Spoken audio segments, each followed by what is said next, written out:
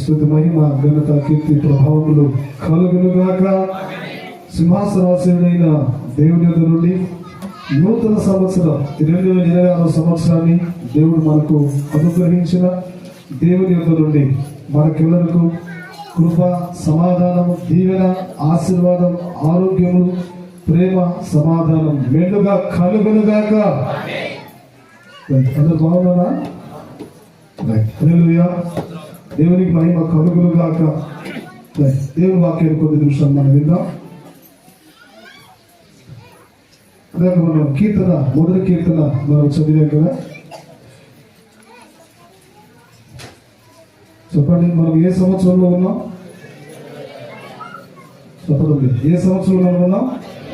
2025లో ఉన్నట్టు కొంతమంది 25లో ఉన్నాం, 26లో ఉన్నాం. హల్లెలూయా.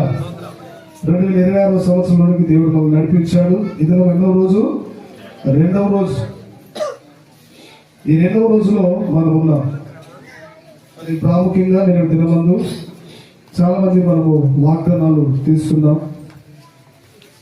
అది వాగ్దానాలు ఎలా వచ్చినప్పటికీ దేవుడు ఆ వాగ్దానాలు మన జీవితంలో తప్పకుండా నెరవేరుస్తాడు. హల్లెలూయా.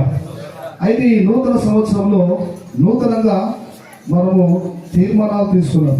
చెప్పండి, ఏం తీసుకున్నాలి? తీర్మానాలు తీసుకున్నాం. చెప్పండి, ఏం తీసుకున్నాలి? తీర్మానాలు తీసుకున్నారు. మరి వివాహం అయ్యేటువంటి సమయంలో ఇక్కడ నూతన వధువులకు ప్రమాణం చేయిస్తారు కదా. వారు ఇంతవరకు ఒంటరి జీవితంలో ఉన్నారు.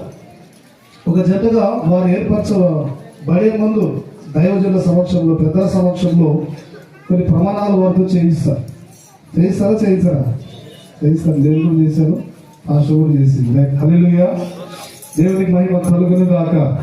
ప్రమాణాలు మనం చేశాం. వివాహమైన వారందరూ కొంతమంది ఎప్పుడెప్పుడు మేము ప్రమాణాలు చేయాలని ఎదురు చూస్తున్నారు. యవనస్తులు కూడా ఉన్నారు. దేవుడు వారిని దీవించునుగాక. త్వరలో వారికి కూడా శుభకార్యం దేవుడు జరిగించునుగాక. రైట్. అయితే ఒక కుటుంబాన్ని మనం అర్థం చేసుకోవాలంటే, ఒక భార్య లేదా ఒక భర్త ఇద్దరు కుటుంబంగా కలిసి ఒక కుటుంబంగా మనము ఏర్పడాలని, జీవించాలి అని అంటే ఇద్దరి మనసులు, ఇద్దరి హృదయాలు మరి ఒకే తాటిపైకి రావాలి.